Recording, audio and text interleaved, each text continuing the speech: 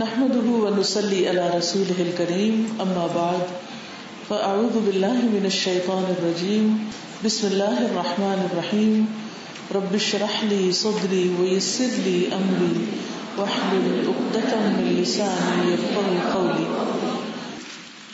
ایصال ثواب. بسم اللہ الرحمن الرحیم. ہر مسلمان کی یہ خواہش ہونی چاہیے کہ دنیا سے جانے کے بعد بھی اس کی نیکیوں میں اضافے کا سلسلہ کسی نہ کسی طرح جاری رہے تاکہ وہ آخرت میں بلند درجات تک پہنچ سکے. انسان کے فوت ہونے کے بعد اس کے ذاتی اعمال کا سلسلہ منقطع ہو جاتا ہے، یعنی ختم ہو جاتا ہے، لیکن کچھ اعمال پھر بھی اسے فائدہ دیتے ہیں. ان میں سے ایک تو وہ نیک اعمال ہیں جو انسان اپنی زندگی میں خود کر جاتا ہے اور ان پر اجر و ثواب کا سلسلہ بعد میں بھی جاری رہتا ہے. دوسرے وہ نیک اعمال جو لواحقین میت کے ایصال ثواب کی نیت سے کرتے ہیں.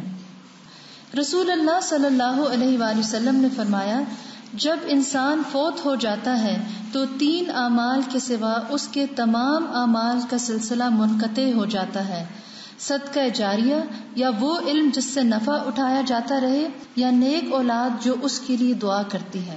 صحیح مسلم. یعنی ہمارے عمل 2 طرح کے ہیں. ایک وہ جو ہم آج کر رہے ہیں، لیکن ہم نے ہمیشہ تو نہیں رہنا کہ ہم یہ کرتے رہیں. تو کچھ ایسے کام کر جائیں اپنی زندگی میں کہ آپ دنیا سے چلے بھی جائیں تو کوئی اور آپ کو ثواب نہیں پہنچا رہا، تو آپ کا اپنا کام کنٹینیو کرے. آپ کا بزنس جو آپ اللہ سے شروع کرے وہ بعد میں بھی جاری رہے. دوسرا یہ ہے کہ آپ کے جو رشتہ دار ہیں، آپ کے بچے، آپ کے اور رشتہ دار، وہ آپ کے لیے کچھ کریں جس کا ثواب آپ کو ملے. اب کیا کسی کو آپ مجبور کر سکتے ہیں کہ وہ آپ کے لیے کچھ کرے؟ لوگ اپنے لیے نہیں کرتے، ہمارے لیے کیا کریں گے؟ لیکن کچھ بچے خیر خواہ ہوتے ہیں، وہ ماں باپ کو بھولتے نہیں ہیں، یا شاگرد ایسے ہوتے ہیں اپنے استادوں کو نہیں بھولتے، یا کوئی بھی جس پر آپ نے احسان کیا ہو تو وہ آپ کے لیے کچھ نہ کچھ کرتے رہتے ہیں. تو وہ کون سے عمل ہے؟ قرآن و سنت سے کیا ثابت ہوتا ہے؟ تو حدیث کے مطابق 3 چیزیں ہیں. نمبر 1 صدقہ جاریہ. آپ اپنا مال کسی ایسے کام میں دنیا میں اپنی زندگی میں اپنے ہاتھ سے لگا کے جائیں کہ جو پروجیکٹ بعد میں چلتا رہے. آپ فوت بھی ہو جائیں گے تو چونکہ آپ کا پیسہ وہاں لگا ہوا ہے، آپ کی ایفرٹ لگی ہوئی ہے، اس کا ثواب آپ کو پروفٹ ملتا رہے گا، ملتا رہے گا، ملتا رہے گا. تو وہ کیا کیا ہے جو ثابت ہے، من گھڑت نہیں ہے، قرآن و سنت سے ثابت ہے. ٹھیک ہے. تو سب سے پہلے ہم وہ عمل دیکھیں گے جو ہم خود ابھی کر سکتے ہیں اس زندگی میں، دنیا میں. ٹھیک ہے. چلیے. نیک اعمال کا ثواب جاریہ وہ نیک اعمال جو لوگ اپنی زندگی میں کر جاتے ہیں، ان پر اجر کا سلسلہ دنیا سے جانے کے بعد بھی ملتا رہتا ہے. وہ مندرجہ ذیل ہے. فی سبیل اللہ مال خرچ کرنا. صدقہ جاریہ سے مراد خیر اور بھلائی کے ان کاموں میں مال خرچ کرنا ہے جن سے لوگوں کو فائدہ پہنچے، جیسے مسجد، اسکول، مدرسہ، مسافر خانہ یا ہسپتال کی تعمیر، کوئی مفید دوا بنانا، پانی پلانے کا انتظام، کنواں کھودوانا، سایہ دار یا پھل دار درخت لگوانا وغیرہ. رسول اللہ صلی اللہ علیہ وآلہ وسلم نے فرمایا، بہترین صدقات میں سے اللہ کی راہ میں کسی خیمے کا سایہ مہیا کرنا، یا اللہ کے راستے میں کوئی خادم ہبہ کرنا، یا اللہ کی راہ میں کسی نر جانور پر کسی کو سوار کرنا ہے. سنن الترمذی. تو اس سے صدقہ جاریہ کے کام کون سے پتہ چل رہے ہیں؟ مثلا کوئی مسجد بناتا ہے، کوئی اسکول بناتا ہے، کوئی مدرسہ بناتا ہے جس میں دینی تعلیم کا انتظام ہوتا ہے، کوئی مسافر خانہ بناتا ہے، یا ہاسپٹل بنواتا ہے، یا کوئی دوائی ایجاد کرتا ہے جس سے لوگوں کا علاج ہو. کوئی کینسر کی دوا بنائی کسی نے، یا ہیپیٹائٹس کی، یا کسی بھی چیز کی، اور نیت اللہ کی رضا ہو، دکھاوا نہ ہو، مال کمانا نہ ہو. یا پانی پلانے کا انتظام، جیسے واٹر کولر وغیرہ لگوا دینا، یا کنواں کھدوا دینا جہاں پانی نہیں ہوتا ایسے ایریاز میں، یا درخت لگوانا، اس کے پھل. اب وہ پھل آتے جائیں گے، جو بھی کوئی کھاتا جائے گا اس کا ثواب چاہے چڑیا پرندہ ہی کیوں نہ کھائے، وہ بھی لگانے والے کو ملتا رہے گا. تو یہ کام اپنی زندگی میں آپ اپنے ہاتھ سے کر سکتے ہیں. اور حدیث سے کیا پتہ چلتا ہے؟ اللہ کی راہ میں کسی خیمے کا سایہ مہیا کرنا، کوئی چھت مہیا کرنا. مثلاً اللہ کی راہ میں کیا ہے کہ جہاں اللہ کی بات ہو, اللہ کے دین کی خدمت ہو. مثلاً آپ کوئی دینی مدرسہ بناتے ہیں, کوئی چیز تعمیر کرتے ہیں, تو آپ نے وہ چھت کیوں بنائی, کیوں بلڈنگ لی؟ تاکہ وہاں اللہ کا دین سیکھا جائے. مثال کے طور پر اس وقت جو آپ یہاں بیٹھے ہیں, تو آپ کا کیا خیال ہے, یہ فری میں ملا ہوا ہے سب کچھ؟ ہم اس وقت جو ہیٹنگ استعمال کر رہے ہیں, یا یہ چھت ہے ہمارے اوپر, یا بارش ہوتی ہے یا برف پڑتی ہے تو ہمارے اوپر نہیں آتی, تو تبھی ہم یہاں اکٹھے ہو کے بیٹھتے ہیں نا. تو جس کا اس میں پیسہ لگا ہوا ہے, ان سب کے لیے نہ صرف زندگی میں بلکہ بعد میں بھی جتنے لوگ فیض اٹھا کے جا رہے ہیں ان کے لیے صدقہ جاریہ بنے گا. یا آپ کسی مسجد میں جاتے ہیں اور وہ کہتے ہیں یہاں مسجد تعمیر ہو رہی, تو آپ 5 پاؤنڈ وہاں ڈال آتے ہیں مثلاً, حالانکہ آپ نہیں جانتے ان کو, کس لیے ڈال دیتے ہیں, چلو میرا بھی حصہ پڑ جائے. کہیں اور جاتے ہیں تو کوئی ہاسپٹل بننے کا پتہ چلتا ہے, وہاں بھی کچھ ڈال دیتے ہیں, چلو اس میں بھی میرا حصہ پڑ جائے. تو یہ ساری چیزیں کیا ہے؟ یا کسی ایسے علاقے میں درخت لگوا دیتے ہیں جہاں درخت نہیں ہے آلریڈی, کسی بھی ملک میں ان درختوں کے لگانے کا پیسہ دے دیتے ہیں, سب صدقہ جاریہ. اور یہاں کیا ہے, اللہ کے راستے میں کوئی خادم ہبہ کرنا, یعنی کسی ٹیچر کی سیلری دے دینا. اللہ کے راستے میں نر جانور پر سوار کرنا, یعنی ٹرانسپورٹ کا انتظام کر دینا. جہاں لوگ دین کی تعلیم سیکھنے کے لیے آ رہے ہوں, جا رہے ہوں, ان کے لیے گاڑی مہیا کر دینا. یہ اپنی زندگی میں جو کرے گا اس سے جو بھی دین کو فائدہ ہوگا وہ مرنے کے بعد بھی ثواب لکھا جاتا رہے گا.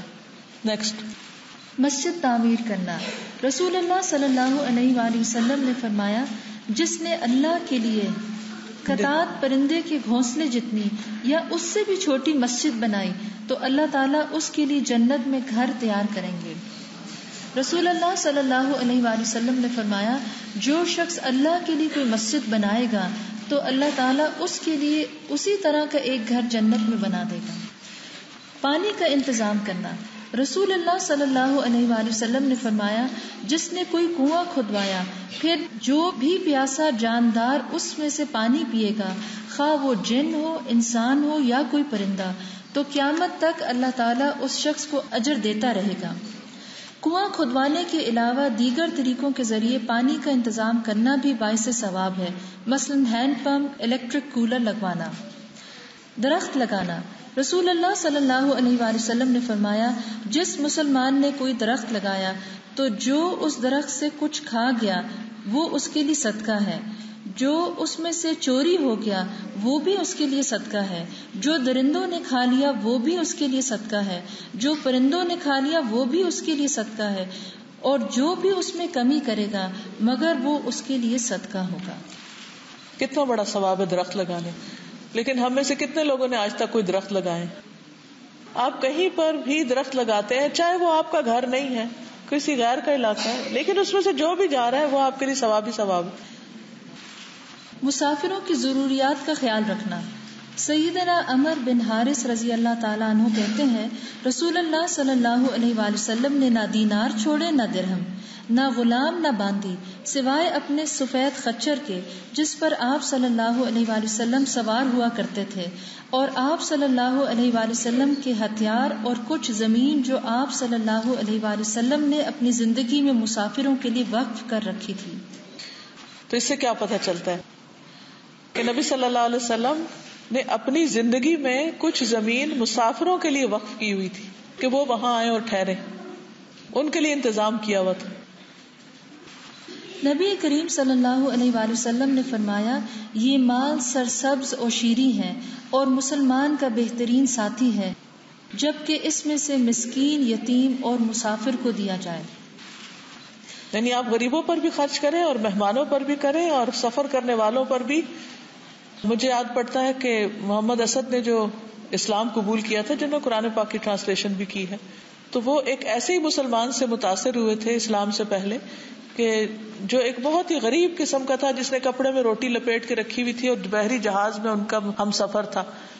تو کہتے اتنا کمزور سا اور بوڑھا سا وہ آدمی جس کے پاس کھانے کو بس وہی سوکھی روٹی تھی جو کپڑے میں لپٹی ہوئی تھی. جب جہاز چلا تو اس نے وہ روٹی نکالی اور کھولی اور آدھا کر کے آدھی مجھے پیش کی مسکراتے ہوئے اور آدھی خود کھانے لگ گئے. کہتے ہیں یہ بات میرے دل میں اتر گئی. تو جب آپ سفر اکٹھے کر رہے تو جو آپ کے ہم سفر، یہ نہیں صرف فیملی، کوئی اور بھی ساتھ بیٹھا ہوا، ان کو بھی کچھ آفر کریں. یا کبھی آپ کو فی سبیل اللہ مہمان دیکھنے پڑ جائے تو ان پر خرچ بھی خوشی سے کریں، کیونکہ وہ اللہ کے راستے میں نکلے. یہ نہ کہے کہ یہ ہمارے اوپر کیا بوجھ پڑ گیا. نفع بخش علم، قرآن و حدیث کی تعلیم دینا، امر بالمعروف اور نہی عن المنکر کرنا، دین کی نشر و اشاعت کے دیگر کام جیسے مستند دینی کتب لکھنا، درس و تدریس پر مشتمل کیسٹس اور سیڈیز کی تیاری، مفید سائنسی ایجاد وغیرہ.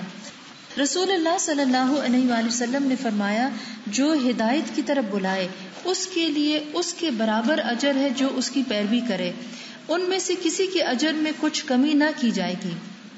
رسول اللہ صلی اللہ علیہ وآلہ وسلم نے فرمایا، بے شک اللہ، اس کے فرشتے، آسمانوں اور زمین کی ہر چیز، یہاں تک کہ اپنے بلوں میں موجود چیونٹیاں اور مچھلیاں، لوگوں کو خیر کی تعلیم دینے والے کے لیے دعا کرتے ہیں. اب اس میں آپ کیا کر سکتے ہیں؟ جو سیکھا اس کو آگے پہنچائیں. کس طریقے سے پہنچا سکتے ہیں؟ مثلاً آج آپ نے فقہ القلوب میں جو پڑھا ہے، کیا کسی کے ساتھ جا کے شیئر کر سکتے کہ نہیں؟ اگر اس پر اثر ہو گیا اور اس کی نماز بھی اچھی ہو گئی تو کس کو ثواب ملے گا؟ آپ کو ملے گا، کیونکہ آپ نے آگے بتایا. ٹھیک ہے نا؟ کسی کے لیے جاتے ہوئے کوئی کتاب لے کے چلے جاتے ہیں، اس کو دے دیتے ہیں. شیطان کہتے نہیں، اس نے کوئی نہیں پڑھنی، مت پیسے ضائع کرو. آپ کہتے کوئی بات نہیں، کوئی اور پڑھ لے گا. وہ نہیں پڑھے گا، کوئی اور پڑھ لے گا. پاکستان میں یہ جو دیکھا گھر میں کچے کلو پڑے ہوئے ہیں، تو پوچھا یہ کہاں سے آئے ہیں، تو انہوں نے بتایا کہ پلانٹ ہی دے کر گئی ہیں جو گاؤں میں رہتی ہے، وہ کچے ہی توڑ کر دے جاتے ہیں. تو جب وہ مجھے ملی تو میں نے پوچھا آپ نے یہ کچے کلو کیوں بھیجے ہیں؟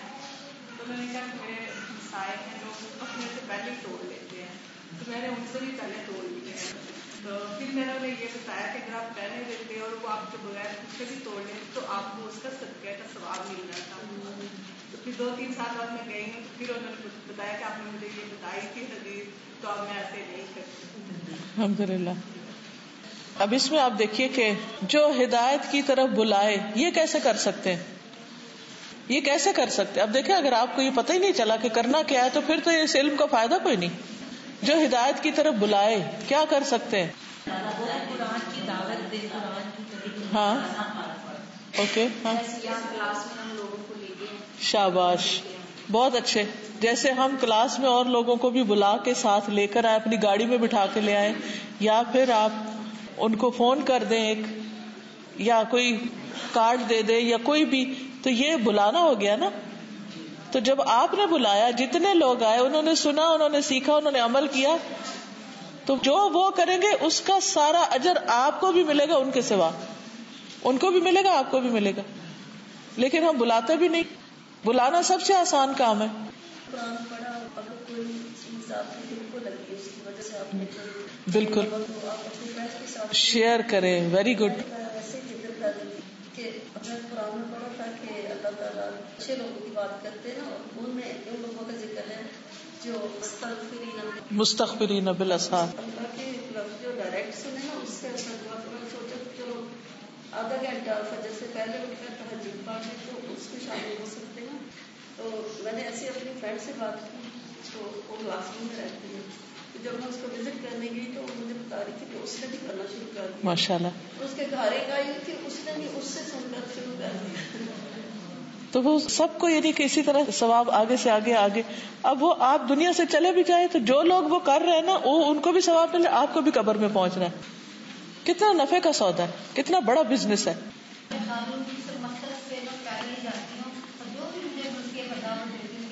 Very good. گروسری شاپ میں جائیں، کپڑوں کی دکان میں جائیں، ٹیلر کے پاس جائیں، ہر جگہ جو ملے اسے کہیں چلو کلاس میں. نیک اولاد کی صحیح تربیت کرنے والا قیامت کے دن تک اس کی کمائی وصول کرتا رہے گا. رسول اللہ صلی اللہ علیہ وآلہ وسلم نے فرمایا، بے شک سب سے پاکیزہ چیز جسے انسان کھاتا ہے وہ اس کے ہاتھوں کی کمائی ہے، اور اس کی اولاد بھی اس کی کمائی میں سے ہے. رسول اللہ صلی اللہ علیہ وآلہ وسلم نے فرمایا، بلا شبہ اللہ تعالیٰ جنت میں نیک آدمی کا درجہ بلند فرماتا ہے. تو وہ عرض کرتا ہے، اے میرے رب، یہ درجہ مجھے کیسے حاصل ہوا؟ تو اللہ تعالیٰ فرماتا ہے تیری اولاد کی تیرے لیے دعائیں مغفرت کی وجہ سے. تو بچوں کو بخشش کی دعا زبانی یاد کرا دیں تاکہ وہ آپ کے لیے بعد میں پڑھتے رہیں. ٹھیک ہے نا؟ اور اس کا الگ کارڈ بھی شاید موجود ہو, کوئی ایک ہی دعا سکھا دے, ساری نہیں بھی تو, کیونکہ اگر انہیں آتی نہیں ہوگی, انہیں پتہ ہی نہیں ہوگا, ان کے پاس کاغذ ہی نہیں ہوگا, وہ آپ کے لیے کہاں سے دعا کرے گی. ٹھیک ہے.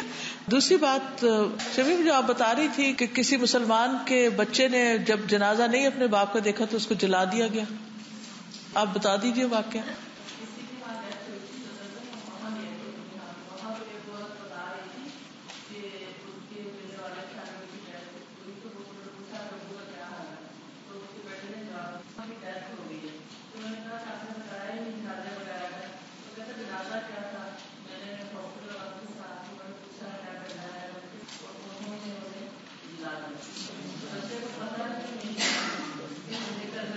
کس قدر عبرت کی بات ہے. جب بچوں کو ہم نہیں سکھائیں گے, انہیں پتہ ہی نہیں ہوگا. اچھا, بچے کو بتایا گیا کہ جگہ خریدنی پڑتی ہے,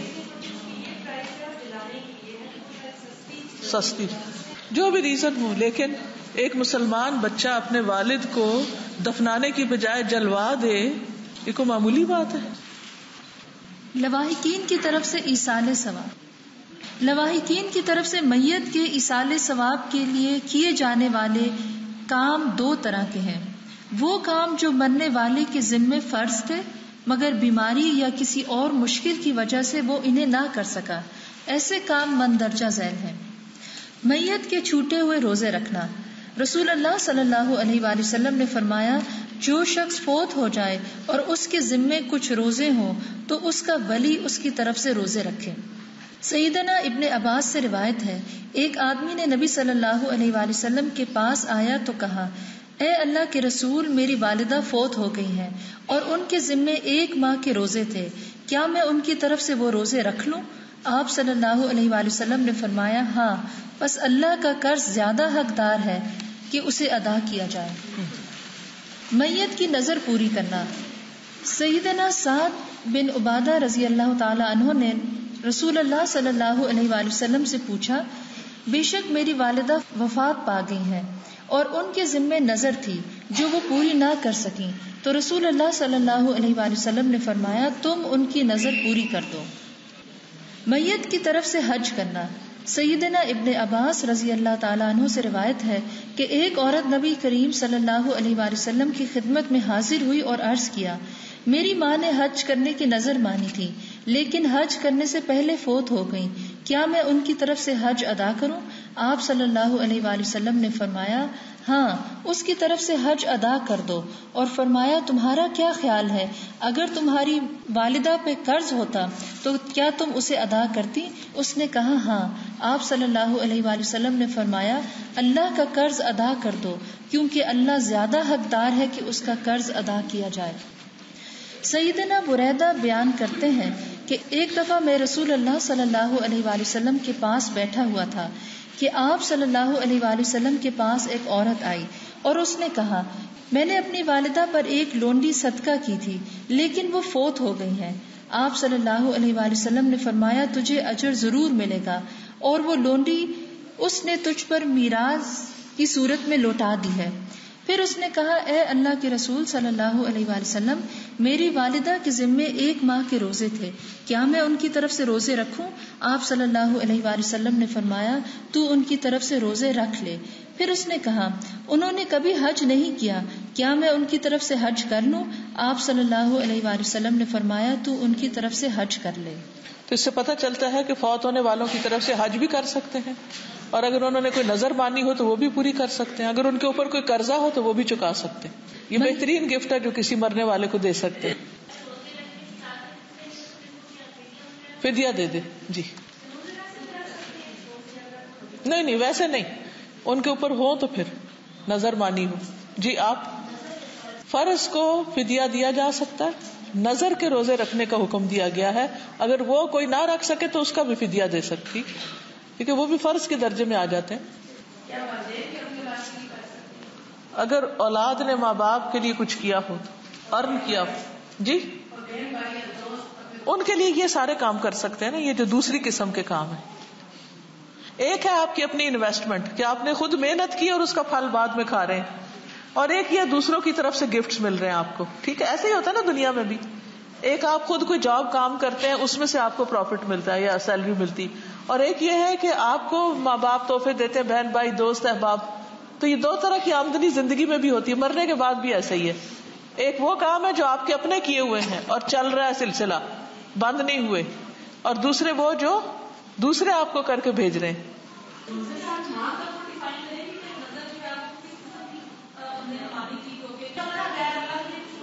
نہیں, غیر اللہ کے لیے تو سوال ہی پیدا نہیں ہوتا, تو آؤٹ آف کوشچن ہے.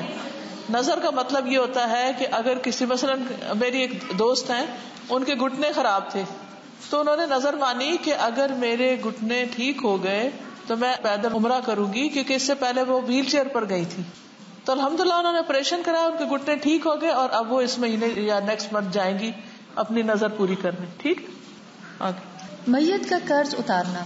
سیدنا سلمہ بن اکوع رضی اللہ تعالیٰ عنہ سے روایت ہے, ہم نبی کریم صلی اللہ علیہ وآلہ وسلم کے پاس بیٹھے ہوئے تھے, ایک جنازہ لایا گیا. لوگوں نے عرض کیا, کیا اس کی نماز جنازہ پڑھا دیں؟ آپ صلی اللہ علیہ وآلہ وسلم نے پوچھا, کیا اس نے ترکے میں کوئی مال چھوڑا ہے؟ لوگوں نے کہا نہیں. آپ صلی اللہ علیہ وآلہ وسلم نے دریافت فرمایا, کیا اس پر کسی کا قرض ہے؟ لوگوں نے بتایا 3 دینار ہے. اس پر آپ صلی اللہ علیہ وآلہ وسلم نے فرمایا, پھر تم اپنے ساتھی کی نماز جنازہ خود ہی پڑھ لو. ابو قتادہ رضی اللہ تعالیٰ عنہ نے کہا, اے اللہ کے رسول, آپ صلی اللہ علیہ وسلم اس کی نماز جنازہ پڑھا دیں, میں اس کا قرض ادا کر دوں گا. تو آپ صلی اللہ علیہ وآلہ وسلم نے اس کی نماز جنازہ پڑھا دی. وہ کام جو مرنے والے کے ذمے فرض تو نہ تھے, لیکن جب لواحقین اس کے لیے کرتے ہیں تو میت کو ان کا ثواب پہنچتا ہے. ایسے اعمال درج ذیل ہے. میت کی بخشش کے لیے دعا کرنا.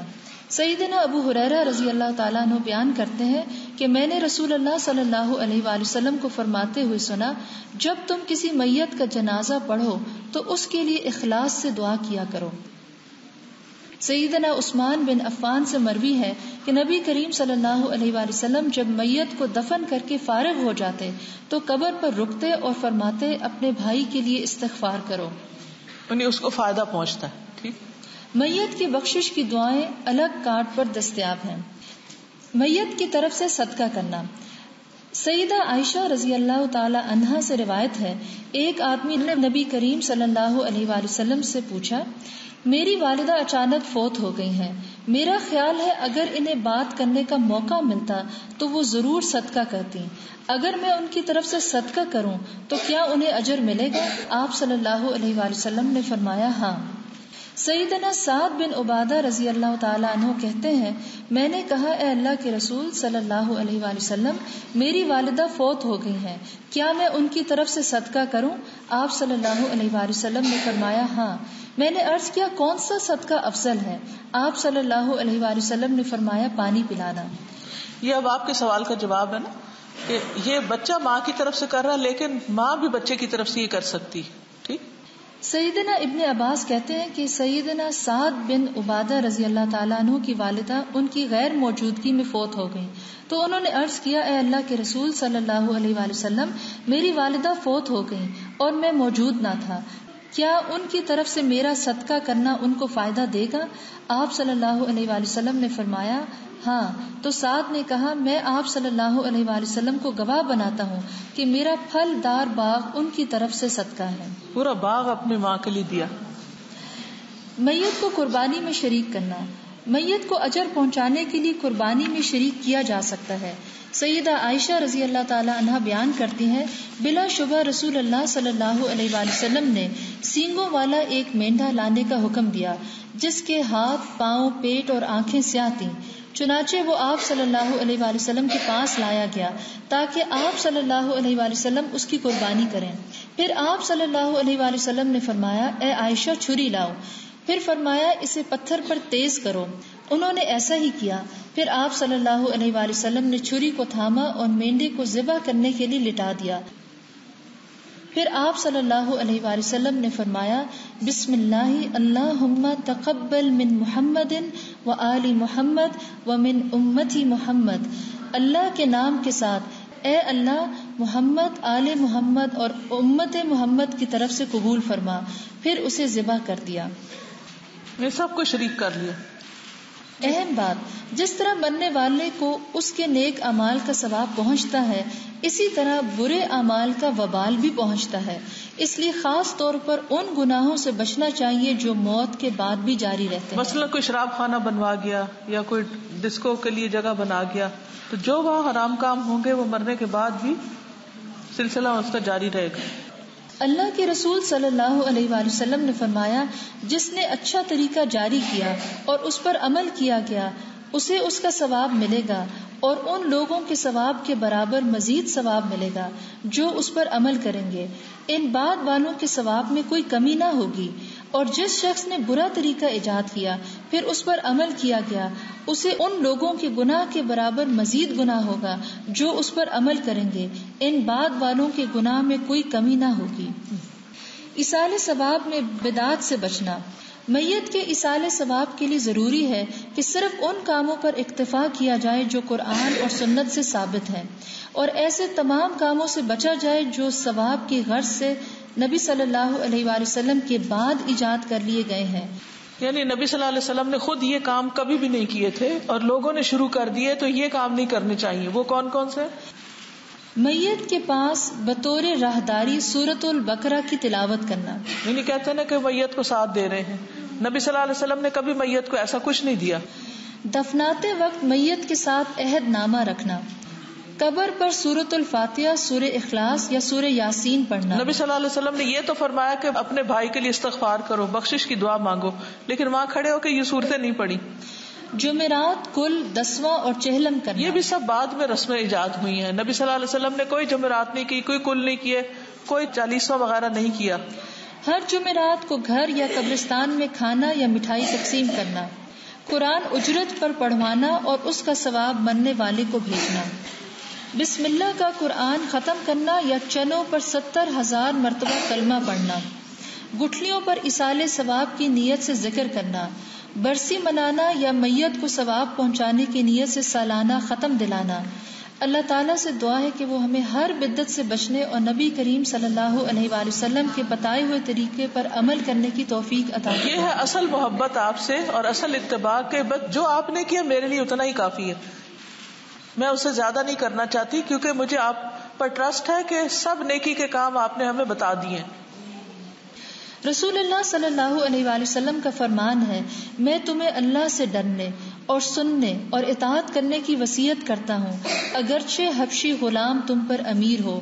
تم میں سے جو میرے بعد زندہ رہے گا وہ بہت اختلافات دیکھے گا، تو تم پر میری سنت اور ہدایت یافتہ خلفائے راشدین کی سنت کو پکڑنا لازم ہے. اس کو خوب مضبوطی سے تھامنا، بلکہ داڑوں سے پکڑے رکھنا، اور دین میں نئی پیدا کی ہوئی چیزوں سے بچنا، کیونکہ ہر نئی چیز بدعت ہے اور ہر بدعت گمراہی ہے. نبی صلی اللہ علیہ وآلہ وسلم نے ہر خطبے کے آغاز میں فرماتے، بہترین بات اللہ کی کتاب ہے اور بہترین سیرت محمد صلی اللہ علیہ وآلہ وسلم کی سیرت ہے، اور سارے کاموں میں بدترین کام نئے ایجاد کردہ کام ہے اور ہر بدعت گمراہی ہے. سیدنا ابن عمر کہتے ہیں، ہر بدعت گمراہی ہے اگرچہ لوگ اسے نیکی سمجھیں. اچھا، اب آپ چاہتے ہیں کہ میں آپ کو 1-2 پروجیکٹ بتا دوں جن میں آپ انویسٹ کر کے صدقہ جاریہ کما سکتے ہیں؟ اگر آپ چاہیں گے تو بتا دیتی ہوں. صرف ایک موقع ہے، اس کے علاوہ بھی آپ خود سوچ سکتے ہیں جہاں جہاں کے موقع ہو. انشاءاللہ تعالیٰ ایسٹ لنڈن میں الہدا کی ایک بلڈنگ خرید رہے ہیں، اس کی تقریباً فائنلائز ہو چکی ہے، اور اس کا یہ اکاؤنٹ نمبر اور یہ ساری انفارمیشن موجود ہے. یہ وہاں پر لگا دیں، بعد میں بھی دیکھ سکتے ہیں، اور اگر کوئی یہاں دینا چاہے تو شہلا کے پاس جمع کرا دیں، یہ پھر آگے وہاں پر پہنچا دیں گی. اس میں صرف یہ نہیں، کسی بھی مسجد میں جائیں جہاں صحیح عقیدے کے ساتھ لوگ کام کر رہے ہیں، کچھ نہ کچھ حصہ اس میں ضرور ڈالا کریں. ہمیں نہیں پتا کہ کل کون سا بیج جو ہے وہ زیادہ بڑا درخت بن چکا ہو ہمارے بعد. ٹھیک ہے انشاءاللہ. جزاکم اللہ خیرا. آپ سب کو اللہ تعالیٰ بہترین جزا دے اور آپ کے اس وقت کا بہترین اجر آپ کو عطا فرمائے. یہ کہتی ہے کہ آج کل ہم بہت سے واٹس ایپ اور وائبر وغیرہ یوز کرتے ہیں، اس پر گروپس بھی بنے ہوتے ہیں، ہم ایک دوسرے سے اچھی باتیں شیئر کر سکتے ہیں. یہ تو بہت اچھی بات ہے، لیکن اس میں ہم غلط قسم کی چیزیں نہ شیئر کریں. کچھ لوگ کہتے ہیں یہ کام کرو تو اتنا زیادہ ثواب ہوگا اور یہ تمہارا فائدہ ہو جائے گا. اگر اوتھینٹک نہیں تو آگے نہ پہنچائیں. جھوٹی باتیں نہیں پہنچانی چاہیے آگے, اس کا اتنا ہی گناہ بھی زیادہ. اوکے, سبحانک اللہم و بحمدک, اشہد ان لا الہ الا انت, استغفرک و اتوب الیک. السلام علیکم و رحمۃ اللہ وبرکاتہ.